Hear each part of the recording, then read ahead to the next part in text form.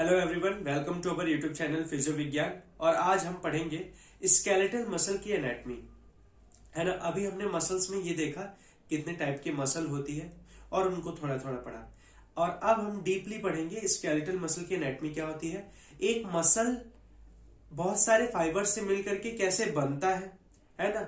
उन मसल के अंदर जो और भी सारी चीजें आती हैं जैसे कि मायोफाइब्रिल्स, उनके अंदर एक्टिन, मायोसिन, वो सभी क्या होते हैं, किससे बने हुए होते हैं, वो सारा का सारा आज के हम इस वीडियो में देखेंगे। तो चलिए शुरू करते हैं। अपना टॉपिक क्या है, स्केलेटल मसल।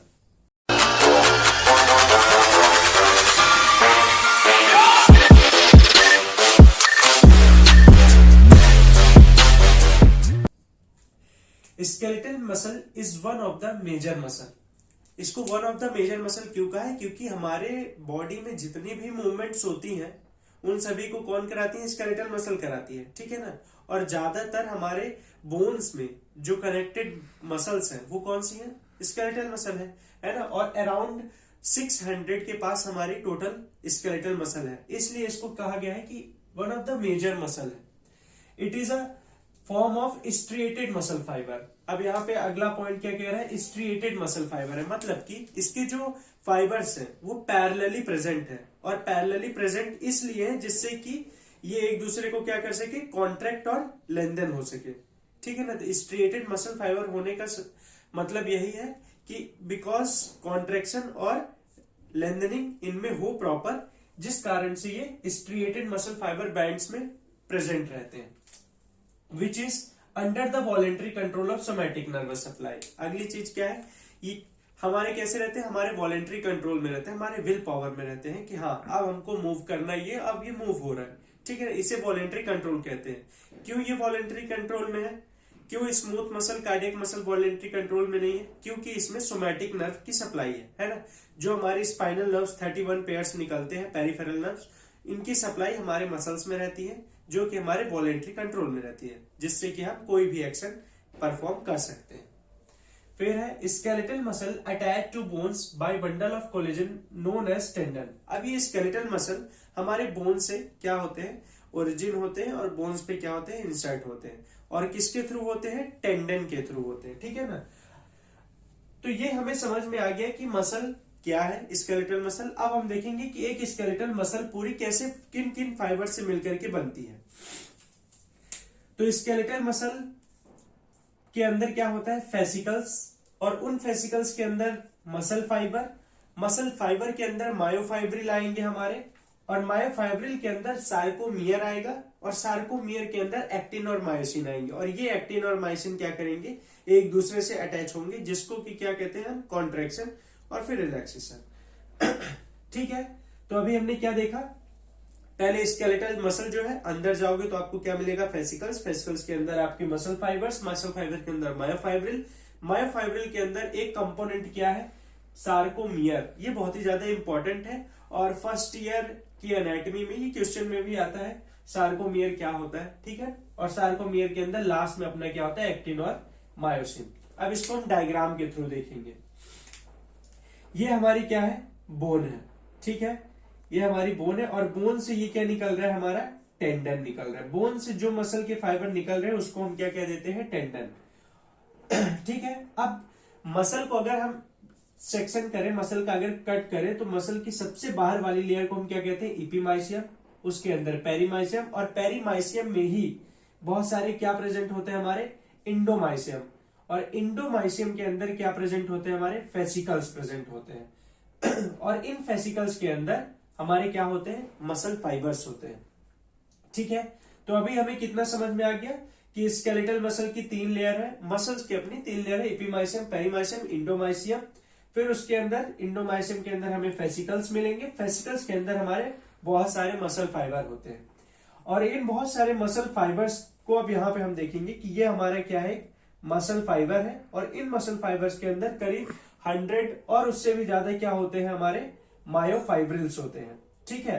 अब इन्हीं मायोफाइब्रिल्स के अंदर, ये हमारे छोटे छोटे क्या है, मायोफाइब्रिल्स है। इनमें से एक मायोफाइब्रिल को हमने यहाँ पे निकाला है, जिसके अंदर क्या होता है, हमारा इनके अंदर क्या होगा, टीटीब्यूल होगा, एक्टिन होगा, मायोसिन होगा और मायोफाइब्रिल ठीक है, तो मायोफाइब्रिल के अंदर क्या क्या हो गया अपना, एक्टिन हो गया, मायोसिन हो गया और हमारे टी ट्यूब्यूल्स हो गए, और यहाँ पे अंदर क्या होते हैं, माइटोकॉन्ड्रियाज भी होते हैं। ठीक है, तो हमने ये समझ लिया कि हमारे मसल फाइबर कैसे पूरी तरीके से फॉर्म होते हैं। अब हम देखेंगे कि एक्टिन और मायोसिन क्या होता है। ठीक है, जो हमारा लास्ट कंपोनेंट है एक्टिन और मायोसिन, तो ये सारी चीज किससे बनी हुई होती है, ये सारा का सारा किससे बना होता है, हमारा प्रोटीन से। तो यहाँ पे एक्टिन और myosin are also made up of protein. ठीक है, तो एक्टिन क्या होते हैं, ये डबल हेलिकल होते हैं और थिन फिलामेंट होते हैं, और जो मायोसिन होते हैं वो थिक फिलामेंट होते हैं। ठीक है, तो एक्टिन में क्या क्या होता है आपका, ट्रोपोनिन होता है और ट्रोपोमायोसिन होता है, और ट्रोपोनिन से ये मायोसिन क्या होता है, मायोसिन के हेड पे अटैच होता है। ठीक है ना, और मायोसिन एक थिक फिलामेंट है, और मायोसिन में एक्टिन बाइंडिंग साइट होती है, और यही एक्टिन बाइंडिंग साइट किससे अटैच होती है, एक्टिन के ट्रोपोनिन से अटैच होती है, और क्या करती है, कॉन्ट्रेक्शन और रिलैक्सेशन करती है। अब इसको हम और अच्छे से देखेंगे, किसको, अपने सार्कोमियर टॉपिक को। ठीक है, अब पढ़ेंगे हम सार्कोमियर के बारे में, कि मसल फाइबर में जो मेन कंपोनेंट होता है हमारा, है ना, जिसके लिए हम एनाटॉमी प्रॉपर अच्छी तरीके से पढ़ रहे हैं, वो क्या है अपना सार्कोमियर। क्योंकि सार्कोमियर ऐसे बहुत सारे फॉर्म्स में प्रेजेंट है, बहुत सारे टुकड़ों में प्रेजेंट है हमारे मसल में, जिनके अंदर हमारे क्या होते हैं, एक्टिन और मायोसिन। अब सार्कोमियर एक प्रॉपर कैसा होता है, उसके अंदर कौन कौन से बैंड, कौन कौन सी लाइन आती है ना, वो सारी की सारी चीजों को हम अच्छे से इस डायग्राम के थ्रू देखेंगे।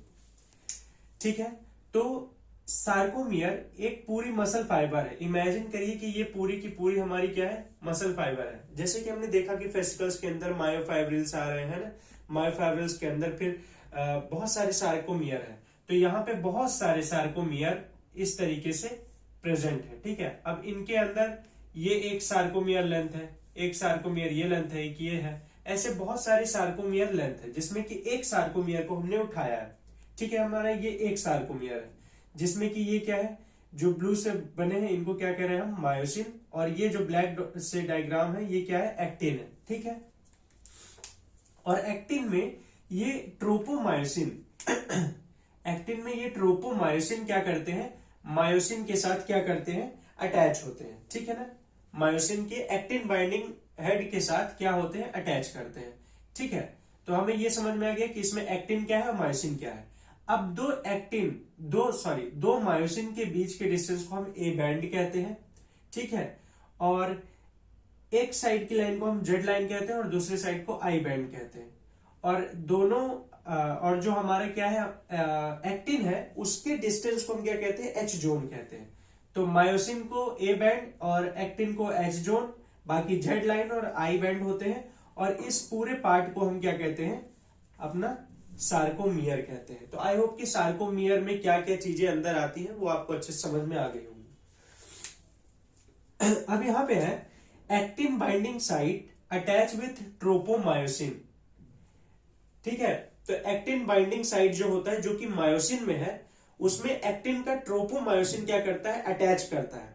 ठीक है, अटैच करेगा तो क्या होगा, कॉन्ट्रेक्शन होगा, और जब रिलैक्स करे और जब वो दूर जाएंगे तो क्या होगा, वो रिलैक्स होगा और रिपल करेंगे। तो क्या हो रहा है कि एक्टिन बाइंडिंग साइट जो कि हमारे मायोसिन में प्रेजेंट है, उससे हमारा जो एक्टिन के ट्रोपोमायोसिन है वो अटैच करते हैं, तो कॉन्ट्रेक्शन होता है, और जब दूर जाते हैं तो क्या होता है, रिलैक्सेशन होता है। और इस प्रोसेस में हमारी क्या लगती है, एनर्जी लगती है, जो कि यहाँ पे प्रेजेंट होते हैं माइटोकॉन्ड्रिया के फॉर्म में। तो माइटोकॉन्ड्रिया के अंदर यहाँ पे क्या होंगे, एटीपी के फॉर्म में हमारी एनर्जी यूज होती है बॉडी में। ठीक है, तो एटीपी का क्या होता है, एडिनोसाइन ट्राइफॉस्फेट, और ये एडिनोसाइन ट्राइफॉस्फेट एनर्जी यूज होने के बाद किस फॉर्म में टूट जाती है, एडीपी प्लस आईपी, है ना, adenosine diphosphate plus inorganic phosphate. ठीक है, तो ऐसी एनर्जी की हेल्प से क्या होता है, कॉन्ट्रैक्शन होता है और रिलैक्सेशन होता है। अब इसके बाद दो चीज स्केलेटल मसल एनाटॉमी में दो चीज जानना बहुत ही इंपॉर्टेंट है। एक है आपका टी ट्यूब्यूल और एक है आपका एल ट्यूब्यूल। टी ट्यूब्यूल का काम ही होता है कि एक्शन पोटेंशियल को जनरेट करना, मतलब कि मसल का क्या करना है, डिपोलराइजेशन करना। मसल का डिपोलराइजेशन मतलब कि मसल क्या कर रही है, कॉन्ट्रैक्ट कर रही है, और रिपोलराइजेशन का मतलब मसल रिलैक्स कर रही है। एक्शन पोटेंशियल पे हम आगे भी एक वीडियो बनाएंगे बट अभी टी ट्यूब्यूल और एल ट्यूब्यूल को समझने के लिए मैं एग्जांपल की तरह समझा रहा हूं कि टी ट्यूब्यूल का काम होता है डिपोलराइजेशन करना, मतलब कि मसल का कॉन्ट्रैक्शन करना, और एल ट्यूब्यूल का काम होता है मसल का रिलैक्सेशन करना। ठीक है, इसलिए इसको हमने क्या लिखा है, action potential. It conduct impulse, ये इम्पल्स लेकर के आता है, ठीक है ना, कहां से, न्यूरोमस्कुलर जंक्शन से, वहां से एसिटाइलकोलिन वगैरह आए, है ना, जो कि क्या करते हैं, रिसेप्टर के साथ क्या करते हैं, न्यूरो रिसेप्टर एक चैनल बनाते हैं। तो ये कंडक्शन, ये इम्पल्स लेके आने का काम किसका है, टी ट्यूब्यूल, कि मैसेज आ रहा है हमारे ब्रेन से कि हाँ अब हमें ये मूवमेंट करना है, तो ये काम किसका है, ये काम टी ट्यूब्यूल का है, जो कि मसल में प्रेजेंट होता है। फिर क्या है, एल ट्यूब्यूल। एल ट्यूब्यूल का क्या काम है कि ये कैल्शियम को लेके आता है और it gives calcium to tropomyosin, और ट्रोपोमायोसिन को दे देता है। और अगर ट्रोपोमायोसिन के हेड में, ट्रोपोमायोसिन के पास कैल्शियम आ जाएगा तो वो मायोसिन के हेड से हट जाएगा, मतलब कि जैसे कि यहां लिखा है, it gives calcium to tropomyosin because of that myosin repels tropomyosin. अगर ट्रोपोमायोसिन के पास कैल्शियम आ जाएगा तो क्या होगा, हमारा एक्टिन जो है वो दूर चला जाएगा, मायोसिन उसको रिपल कर देगा।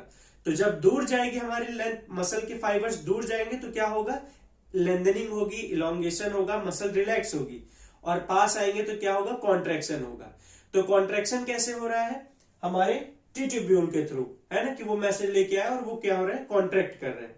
और अब कॉन्ट्रैक्ट तो हो गए, लेकिन रिलैक्स कैसे हो, दूर कैसे जाए, उसके लिए हमारा एल ट्यूब्यूल क्या करता है, कैल्शियम डालता है ट्रोपोमायोसिन में, जिसके कारण से हमारा जो मायोसिन का हेड है वो क्या कर देता है, रिपल कर देता है। इस तरीके से हमारी पूरी एक्शन पोटेंशियल परफॉर्म होती है, जो कि हम आगे भी पढ़ेंगे। तो आज के हमारे टॉपिक में हमने स्केलेटल मसल को अच्छे से पढ़ लिया है। आई होप कि आपको समझ में आया होगा कि मसल फाइबर कैसे, उसके अंदर क्या क्या सारी चीजें, मायोफाइब्रिल्स, फिर सार्कोमियर, एक्टिन, मायोसिन, सभी क्या है। Thank you.